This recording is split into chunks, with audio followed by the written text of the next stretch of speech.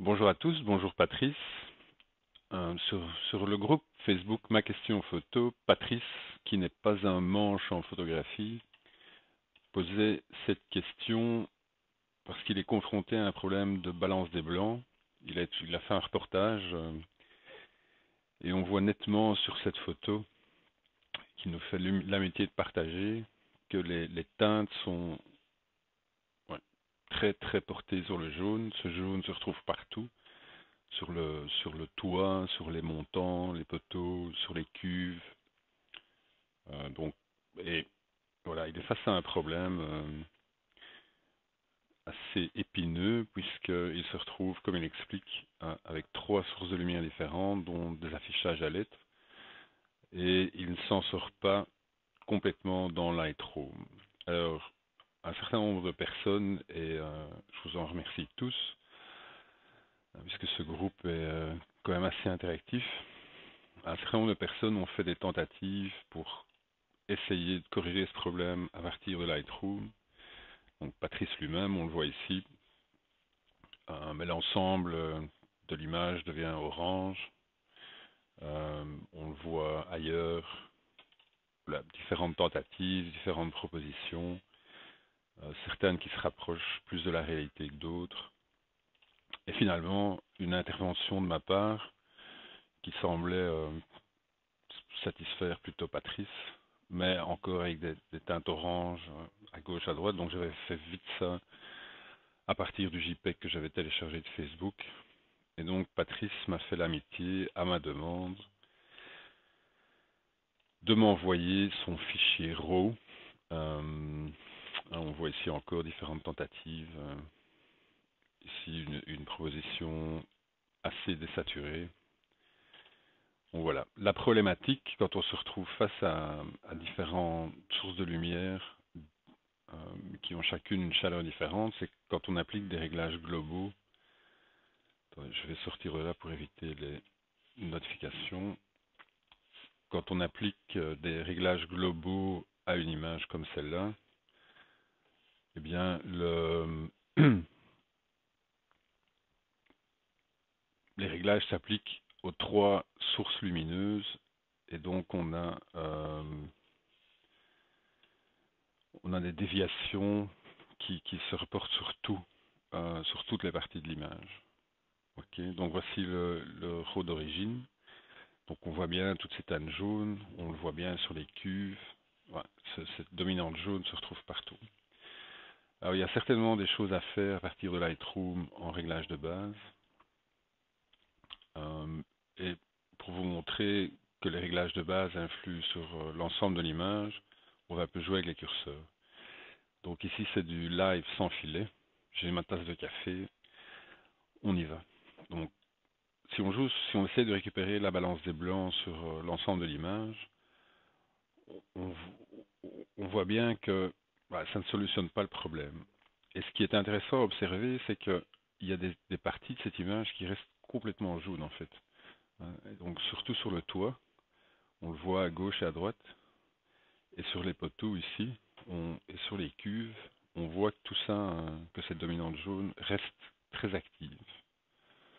Si on essaie de jouer sur la teinte, bah, c'est pareil. De manière globale, on influe sur l'ensemble de l'image et on n'obtient pas un résultat satisfaisant. Si ça corrige certaines parties, bah, ça décorrige, je dirais, d'autres parties de l'image. Donc c'est un peu embêtant. Remettons les curseurs à zéro. Alors,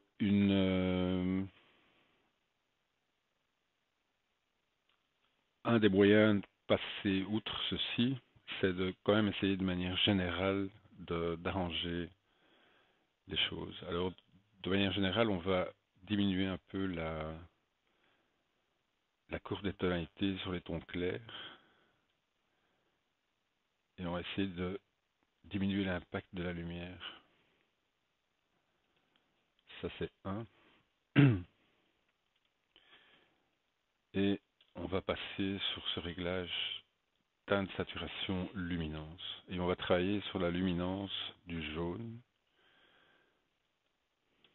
Bon, je ne suis pas un expert Lightroom. Hein.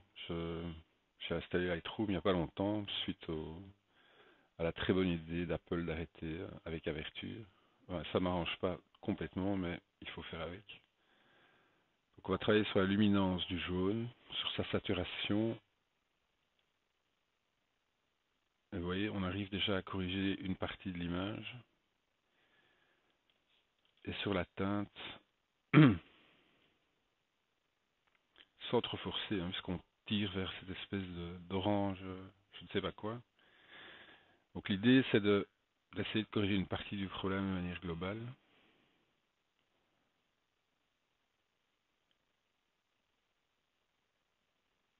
Voilà.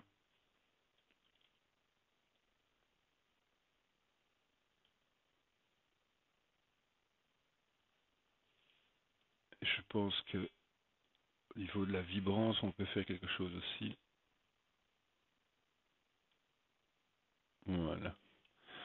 Donc ça, je dirais que c'est de manière générale un résultat qui est passablement satisfaisant. Ouais. Maintenant, on va travailler en local sur ces zones avec notre ami Viveza, puisque c'est le but de cette démonstration.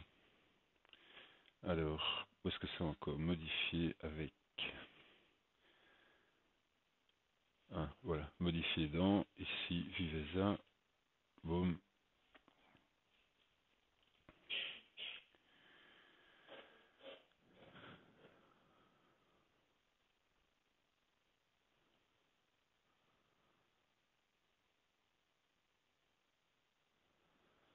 Alors, suite aux réglages qu'on a fait dans Lightroom, et on a pris ces réglages ici dans Viveza, l'image est devenue un peu plus fade, mais on va arranger ça.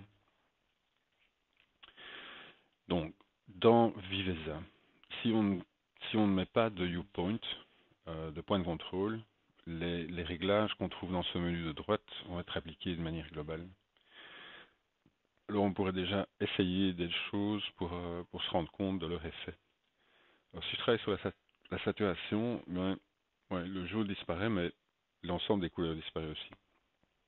Donc ici on se retrouve confronté au même type de phénomène que dans Lightroom, on agit de manière globale sur les paramètres.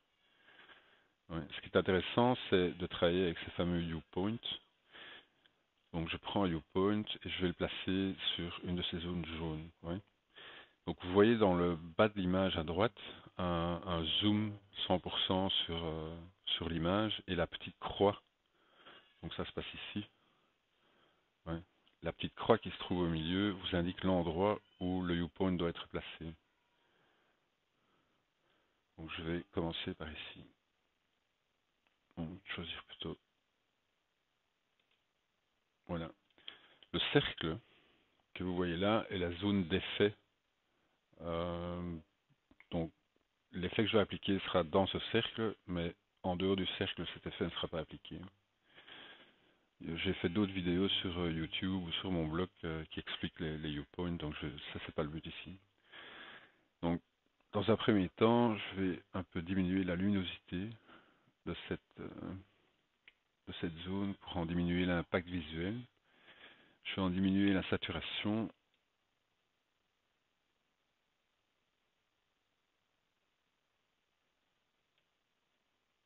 Voilà. Et donc si vous voulez voir l'effet avant-après, il suffit de regarder le petit carré en bas à droite. Et on voit la partie droite qui est corrigée, la partie gauche qui ne l'est pas. Ouais, donc c'est pas encore flagrant. Si je travaille avec la chaleur, j'obtiens déjà un meilleur résultat. Il ne faut pas pousser trop, parce qu'alors ça devient carrément bleu. Il faut trouver le bon look visuel, je dirais. Voilà. Et c'est à peu près tout. L'idée, c'est de reporter ce point de contrôle sur ces différentes zones. Donc, je fais commande D ou CTRL D sous Windows, donc dupliquer le point. Et je vais aller mettre ce point un peu partout. Une fois maintenant que je l'ai réglé,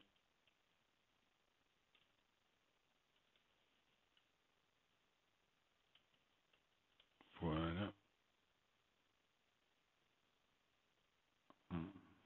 faut trouver le bon endroit.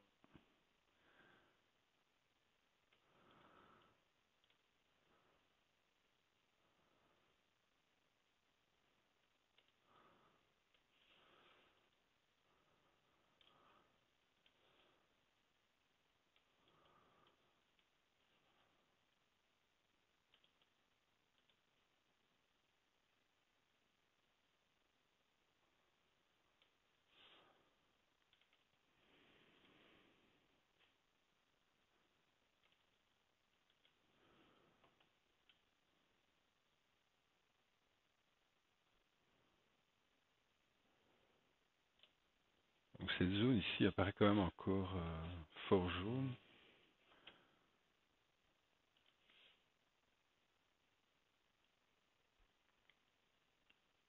Et donc je me demande s'il n'y a pas moyen d'arranger ça un peu mieux. Donc je sélectionne les points qui sont relatifs à ces zones-là. Je vais un peu en diminuer la luminosité encore. La teinte.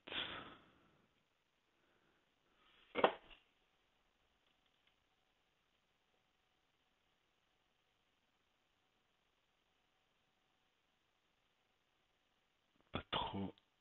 Il faut quand même garder un certain naturel. Voilà. Et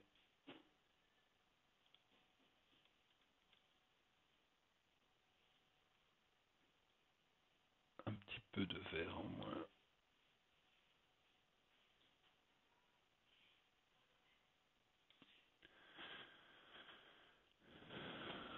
Voilà. La même chose ici peut-être. Un peu de luminosité en moins. Un peu de vert en moins.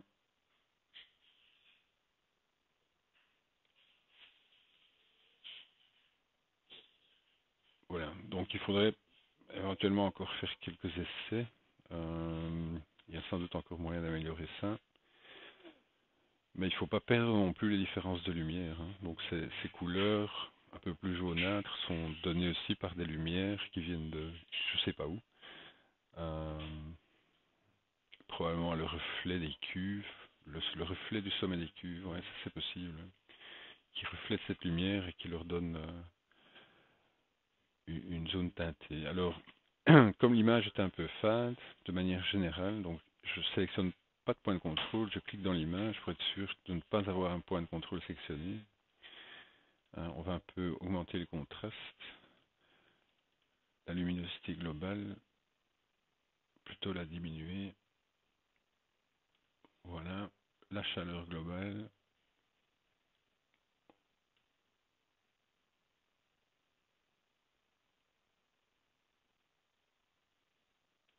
Voilà, la teinte globale.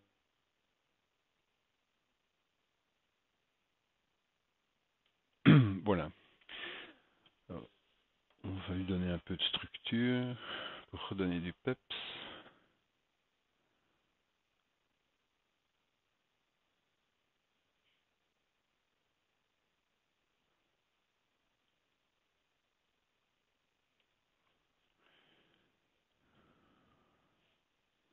Voilà.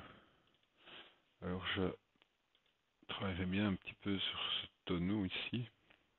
Donc le fait d'avoir mis un point de contrôle enlève le réglage global. Et donc ici je vais un peu augmenter la teinte en fait.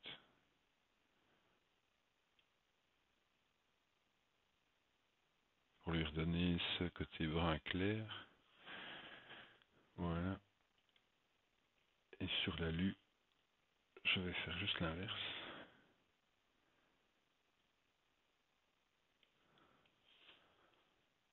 Voilà.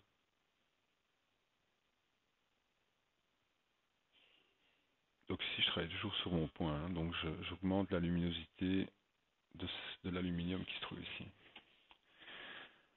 Alors on va aller un peu voir sur les différentes parties de l'image s'il n'y a pas des corrections à faire de manière plus précise.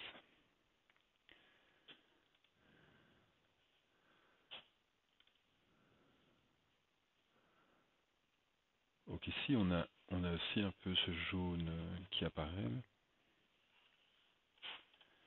Donc on va reprendre un point de contrôle sur lequel on a déjà travaillé. On va le mettre là.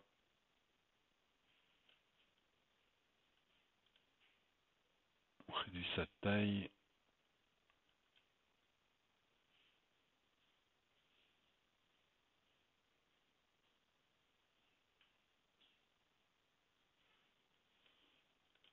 Voilà.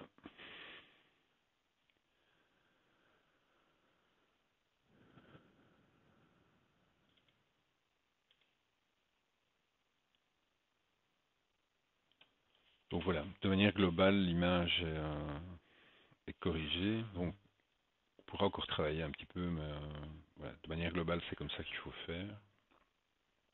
Un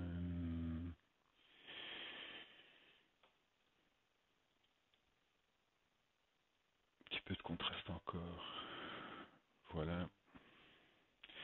Donc ici, en bas, vous voyez la différence entre après, avant. D'accord? Donc là, la dominante est repassée sur du brun, plus sur du jaune. C'est quand même sympa. Les traitements sont locaux grâce au Upoint. On n'a pas touché à la teinte sur les cuves, etc. Contrairement au réglage global, on n'obtient pas cet orange ou cette espèce de magenta qui apparaît sur les cuves. Bon, ici on a sur les cuves encore des aspects colorés qu'on pourrait encore traiter. Bah, il suffirait de rajouter un Upoint peut-être et de voir comment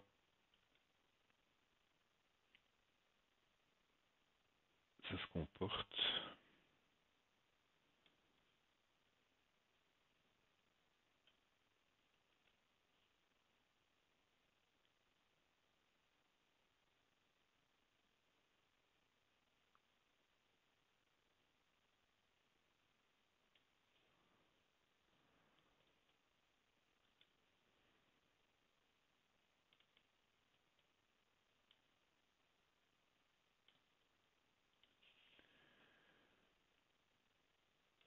Voilà.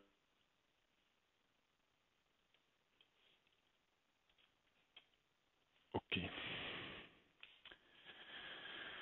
Donc là, disons que l'image me convient. Je vais l'enregistrer.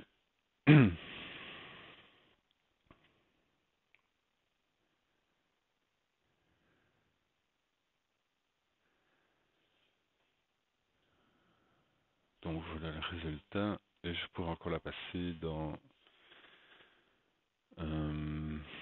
ColorFX Pro peut-être.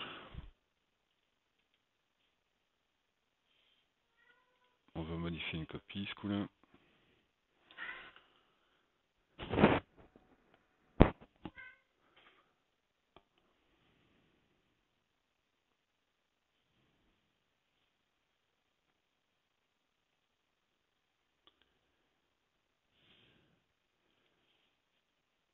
Petit réglage d'écran pour ramener ColorFX Pro dans la zone capturée. Donc ça c'est le filtre Glamour Glow qui donne beaucoup d'éclat aux hautes lumières, travaille un peu sur le contraste.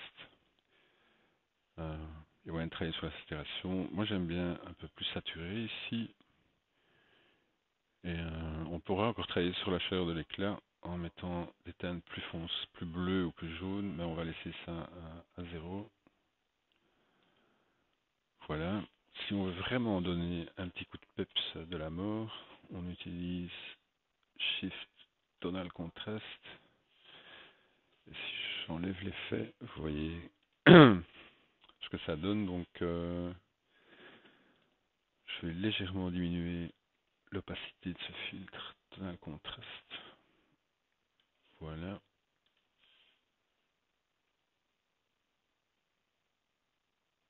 Ça me semble bon.